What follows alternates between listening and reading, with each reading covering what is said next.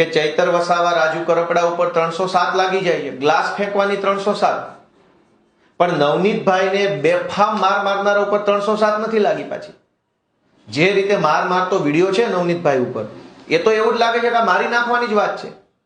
નવનીતભાઈને મારી નાખવાની જ કોશિશ ને મારી નાખવા માટે જ માર મારવામાં આવ્યો છે, એમાં 307 નથી.